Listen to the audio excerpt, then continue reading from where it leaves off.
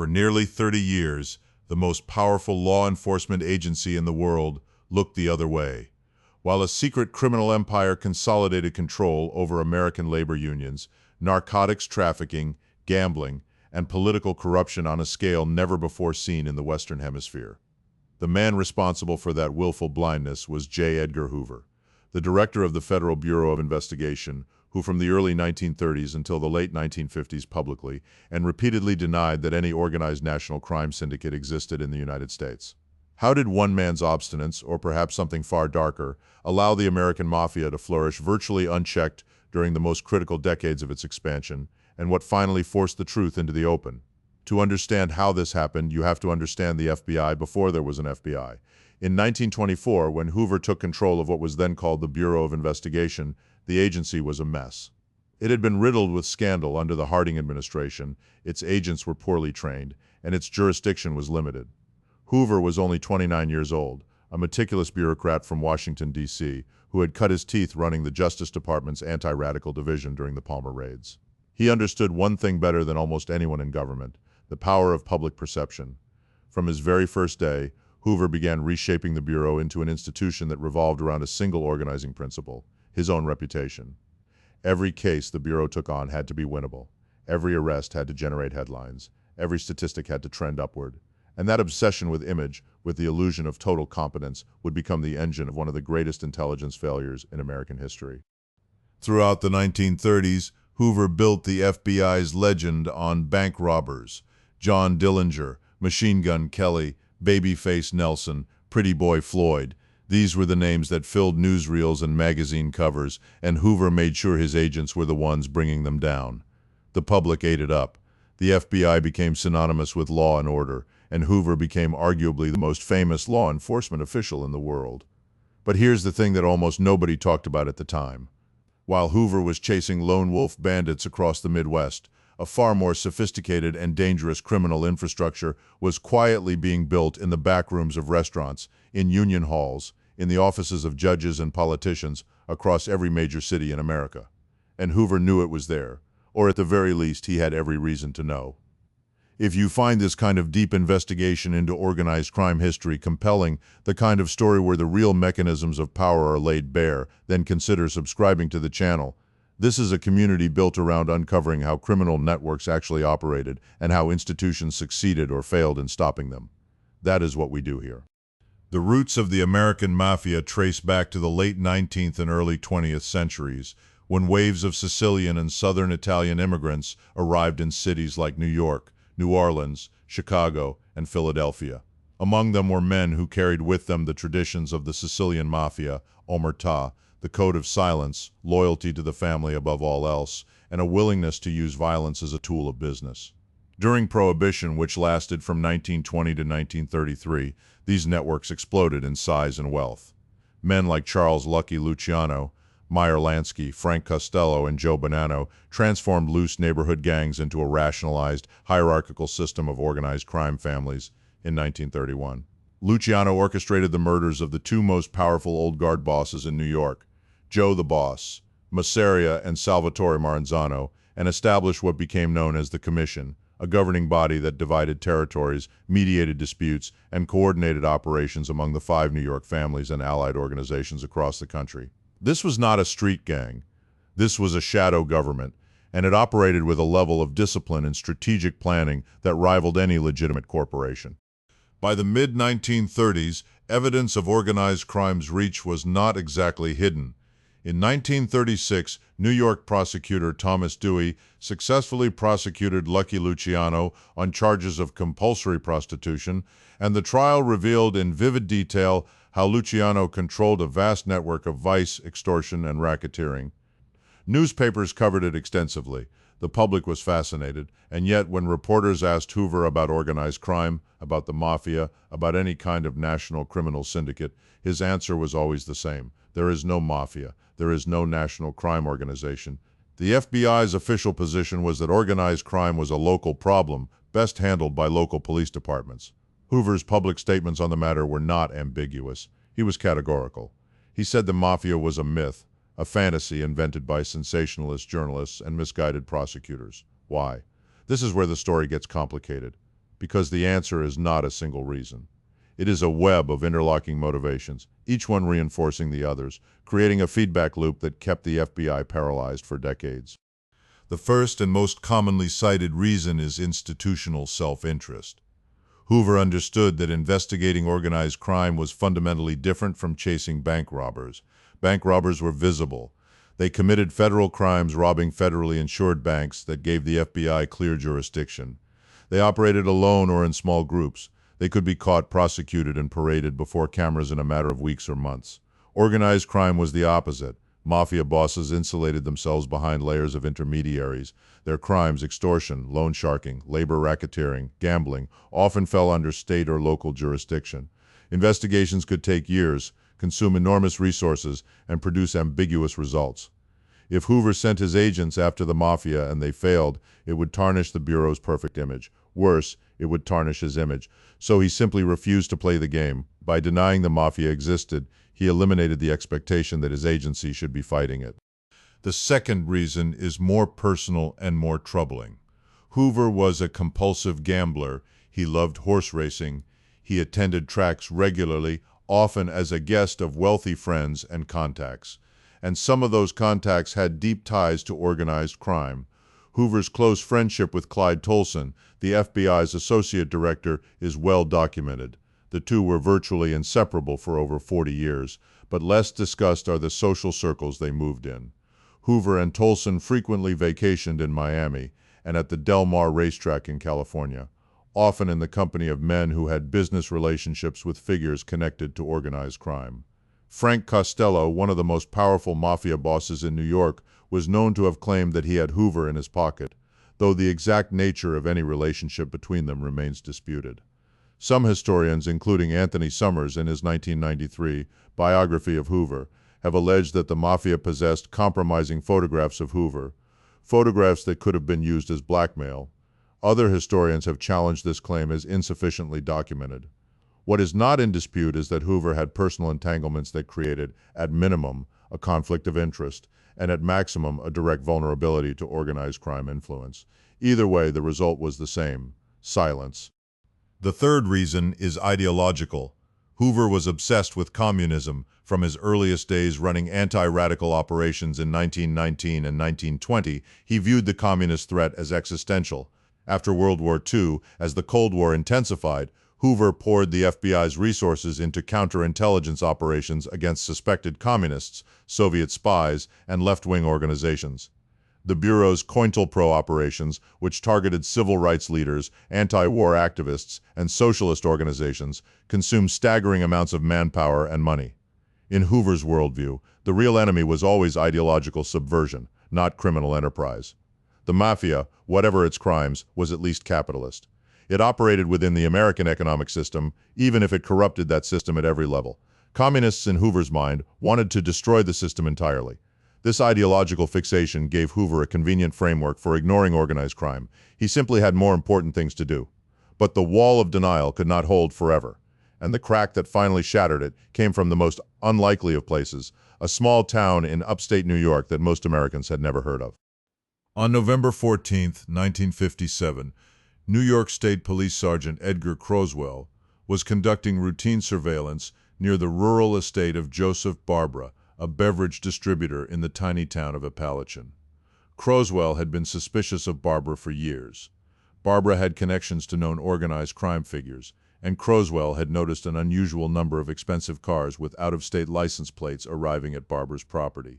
What Croswell stumbled onto that day was something that would reshape American law enforcement forever. Inside Barbara's stone mansion, more than 60 high-ranking mafia leaders from across the United States had gathered for what appeared to be a national summit. They had come from New York, New Jersey, Pennsylvania, Ohio, Texas, California, Colorado, and Florida.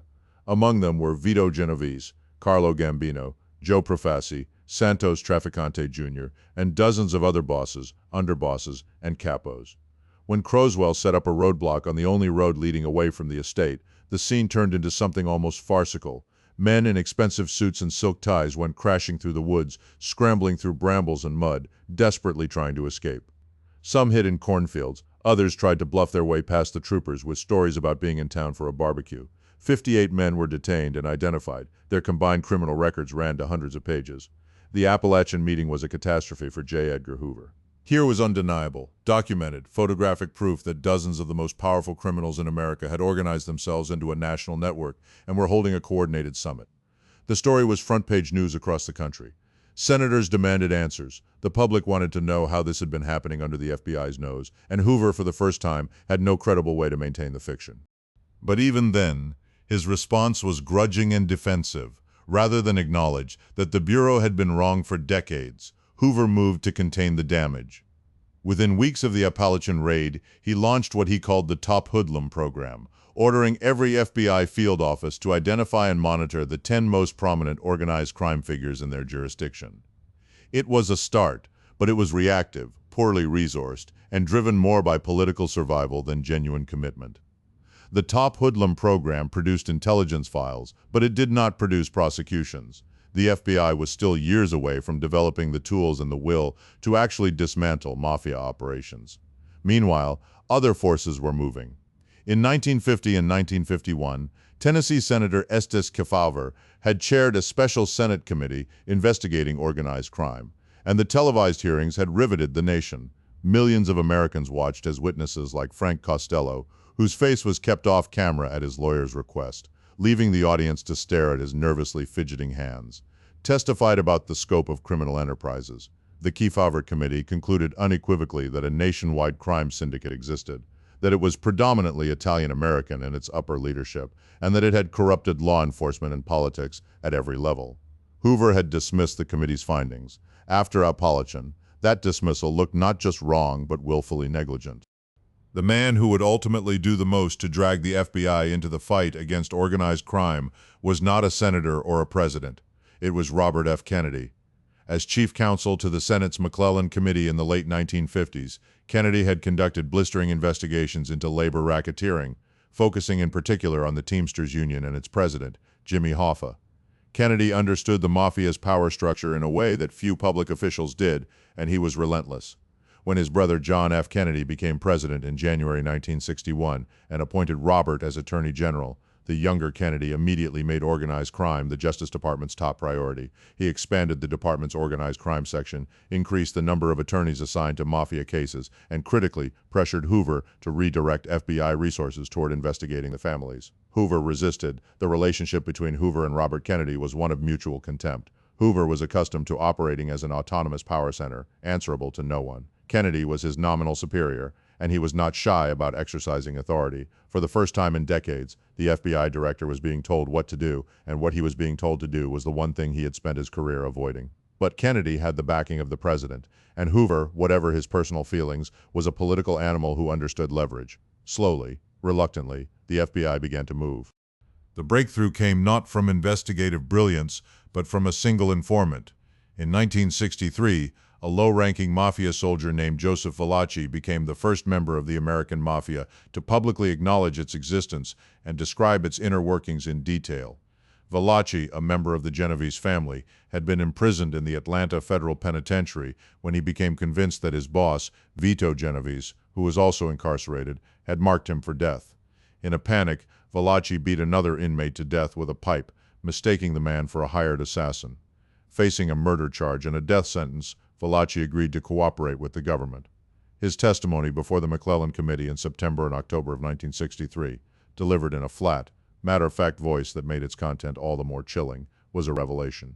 He described the structure of the families: boss, underboss, consigliere, capos, soldiers. He named names. He described initiation rituals, including the pricking of the trigger finger and the burning of a holy card. He used the term Cosa Nostra, our thing, which gave the public and law enforcement a new vocabulary for what they were dealing with. The Valachi hearings were a sensation, and they demolished whatever remained of the official fiction that the Mafia did not exist. But here is a detail that often gets lost in the narrative of eventual triumph.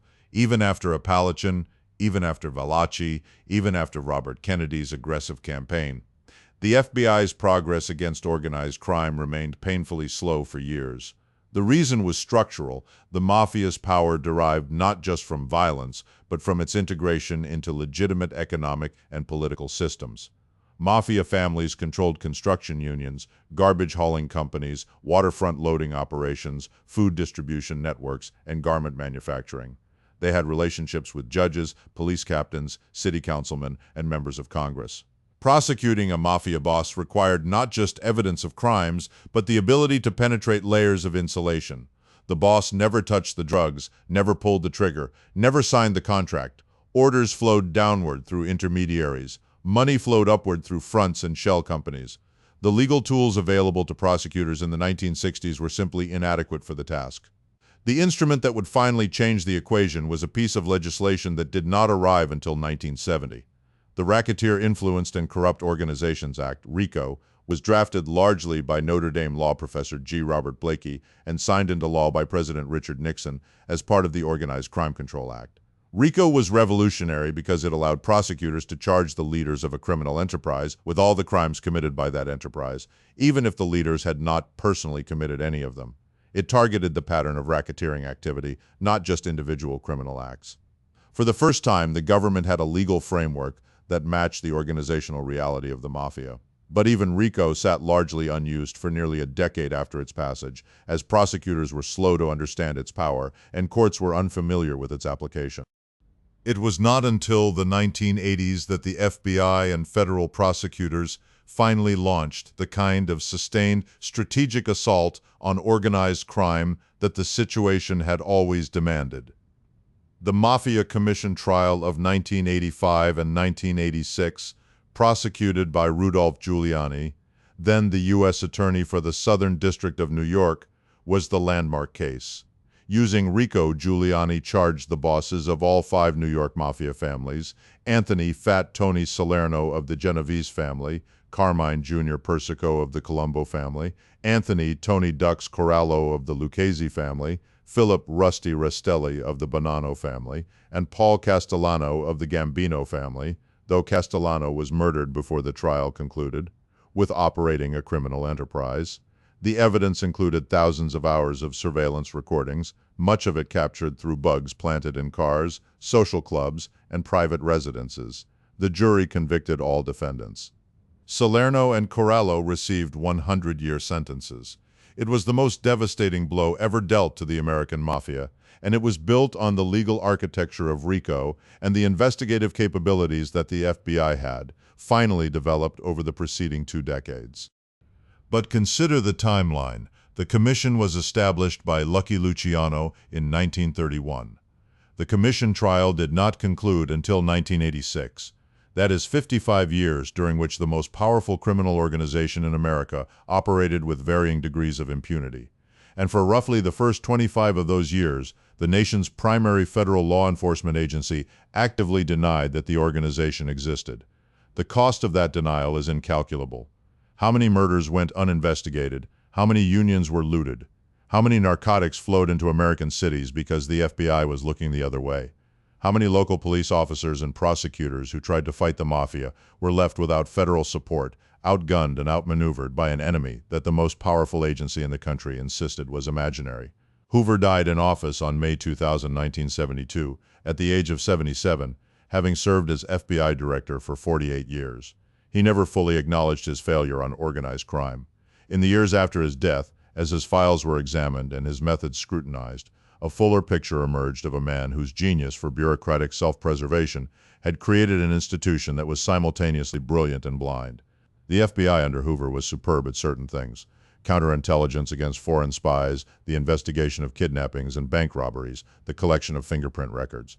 But it had a catastrophic blind spot in the one area where its power was most needed, and that blind spot was not an accident.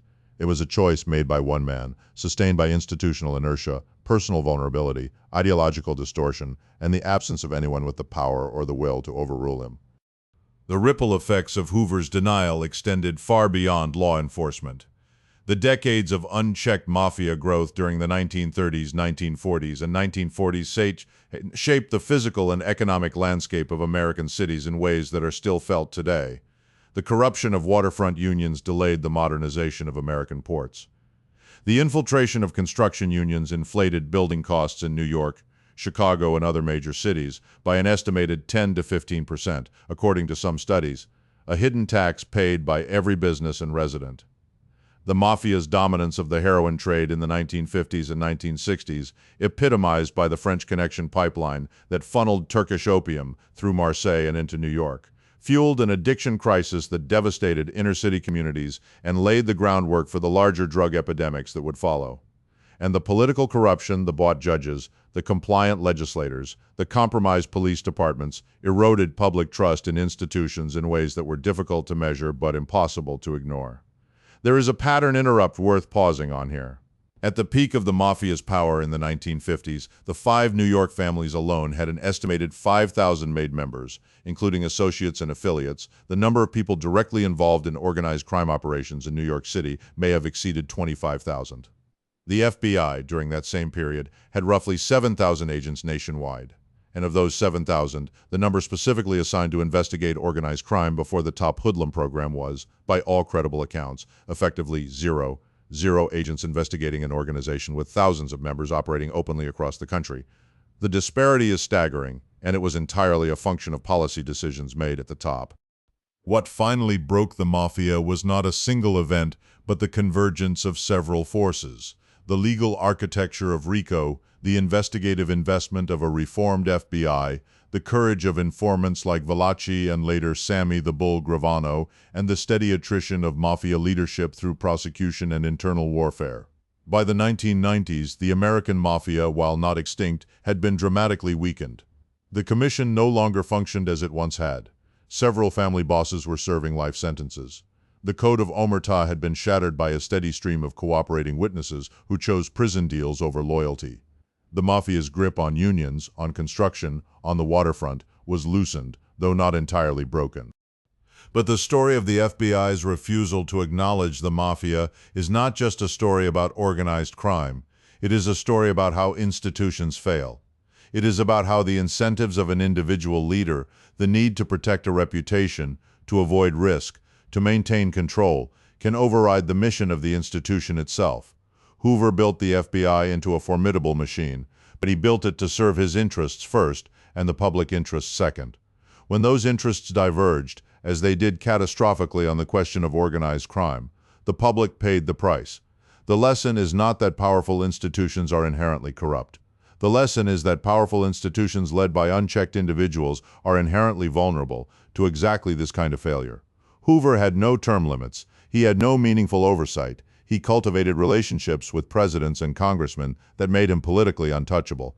He kept files on virtually every powerful person in Washington, and the implicit threat of those files kept potential critics silent. The system that allowed one man to run the FBI for nearly half a century, with virtually no accountability, is the same system that allowed the Mafia to build its empire in broad daylight. And if you think that kind of institutional blindness belongs solely to the past, consider how many times in recent decades we have seen the same pattern repeat. Intelligence agencies that missed the signs of catastrophic attacks because the information did not fit existing priorities. Regulatory bodies that failed to detect financial fraud because the institutions they were supposed to regulate were too powerful, too connected, too deeply embedded in the system. Law enforcement agencies that ignored certain categories of crime because investigating them was too costly, too politically sensitive, or too personally inconvenient for the people at the top. The names change. The mechanisms do not. The most dangerous lies are not the ones told by criminals. They are the ones told by the people whose job it is to stop them, the ones who look at the evidence, understand what it means, and choose to say nothing because silence is safer, because denial is easier, and because the truth, once acknowledged, demands action that they are unwilling or unable to take.